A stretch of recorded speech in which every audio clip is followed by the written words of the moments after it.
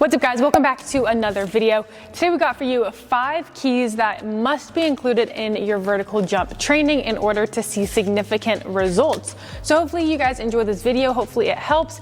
If it does, please give a thumbs up, please subscribe to the channel. We post new videos every Tuesdays and Thursdays, so make sure to subscribe to catch all of them. Hope you enjoy. All right, so number 1, this is probably not something that a lot of people want to hear. I'm just gonna say it and move on. Body composition is really important when it comes to improving your vertical. You wanna make sure that you're not carrying any extra load that you don't have to, because that definitely will, no pun intended, weigh you down.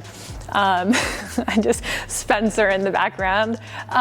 So just make sure you got good body comp, make sure you're focusing on your nutrition, your recovery, and that's gonna help you out a lot. Number 2, mechanics of a jump are very important. On average, I bet you that a lot of people can gain probably a couple inches, right? I'm not talking like 4 or 5 inches, but maybe an inch or 2 just by improving their mechanics. I see a lot of athletes, like Spencer and I work with a lot of athletes who have to jump for their sport, right? Not just we train with jumping because it's so beneficial, but volleyball, basketball, where jumping is an actual element that, you know, they have a lot. And a lot of the times these athletes come in and their movements are counterproductive, right? So instead of loading with the arms to assist, it's almost backwards. So they're here and then they go. So their arms aren't doing them any favors. Things like that, even with approach jumps. There's a lot of athletes who their approach jump, just the mechanics are super poor. So they're not utilizing energy storage efficiently. They're not producing force efficiently. So all these little tweaks. So I think that I see a lot of people, and I think this is a big thing. They have the elements, but they don't really pay attention to the jump mechanics. And that's really important. And we see it with like sprinting, and we even see it with like squatting, for example, or lifting, I should say. You take the time to make sure your form is good lifting. You take the time, hopefully, to make sure your sprint form is good, right? That's why we do sprint drills over and over. But it seems that people want to skip that aspect with jumping and they just want to go straight to certain exercises. Make sure you take the time to work on your jump mechanics, because just like anything else, that is absolutely going to impact the final result. Number 3, I am in the camp that I think strength is extremely important to improve your vertical jump.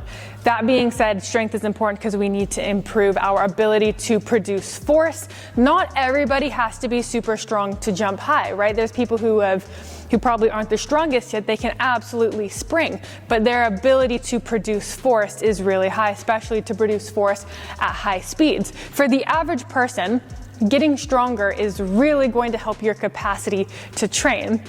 That being said, we need to make sure that our strength training is a good program, right? Having a shit program is not going to help improve your vertical jump, but especially focusing on strengthening the quads, strengthening the calves. These 2 areas are really important when it comes to vertical jumping, right? When we're looking at the quads, obviously we need a good load. It's our ability to extend. Yes, the hip strength is important, glute strength, but especially to fire through the quads, that knee extensor.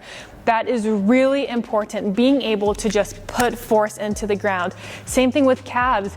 So important in order to jump high is having good calf, I'll say activation, the ability to exert force, right? I say this a lot with our sprint videos.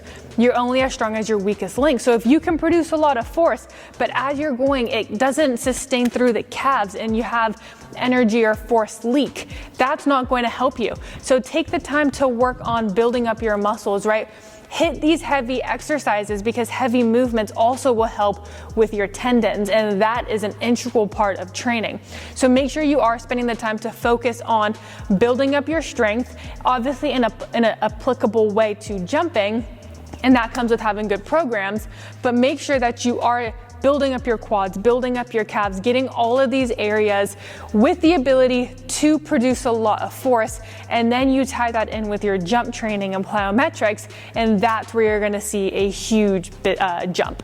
Number 4, This is changing momentum. I've talked about this so much in our videos. I'm sure people who watch all of our videos are probably sick of hearing me talking about the importance of changing momentum, but redirecting force is so important.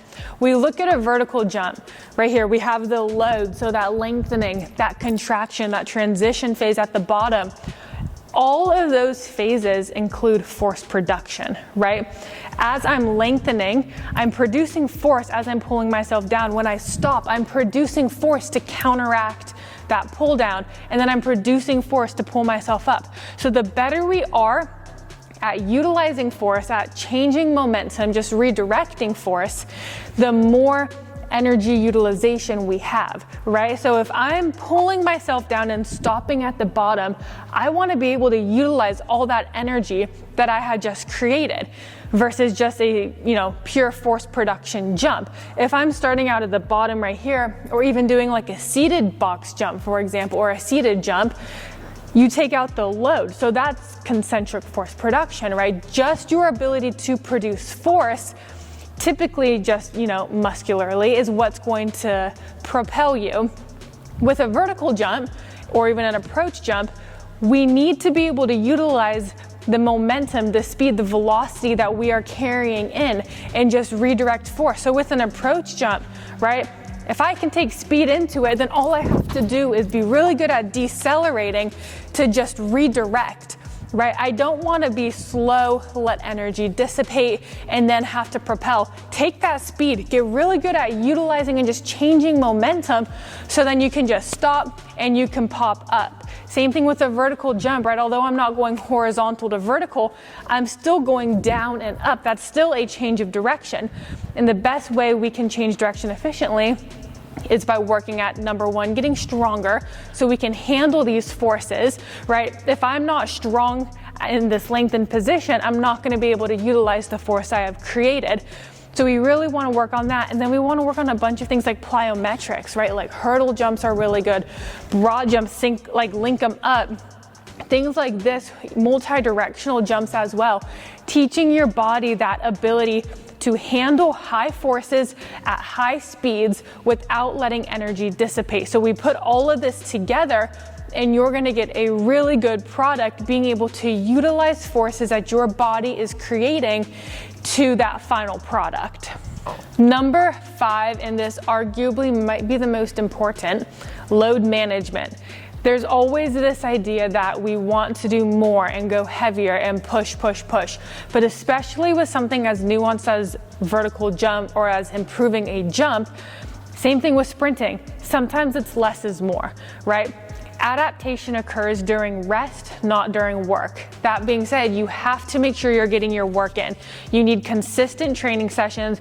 You need intense training sessions, right? Especially if we're trying to improve our jump, we have to have that high intensity session where we are working on these intensive plyometrics or these max distance or max height jumps. We are working with heavy loads, high forces. So we have to have that in there. But we also have to make sure that we're giving ourselves time to rest. And that looks like not getting jump work in every single day.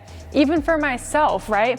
You get kind of caught up in that idea. If I'm not working on this goal, I'm not taking any steps further to achieve it. But you have to remember something like this, where there is that, everything in training has a nervous system element to it, just human physiology. But something like this, it's not the more the better. Sometimes we have to pull back, have a really intense session, but remember that you don't want to leave the gym feeling absolutely cooked or destroyed. Ideally, you want to leave the gym feeling, I don't want to say fresh, but like as if you can do more. Because that is telling your body, like, I'm in a good spot. As long as you're following a good program and you're getting in your jump training, your plyometrics, building up your capacity to handle, produce force, you're going to be good. Obviously, lots of things come into play when we are talking about improving a jump, but load management has to be one of the most important things. So don't feel badly if you're taking days off in between.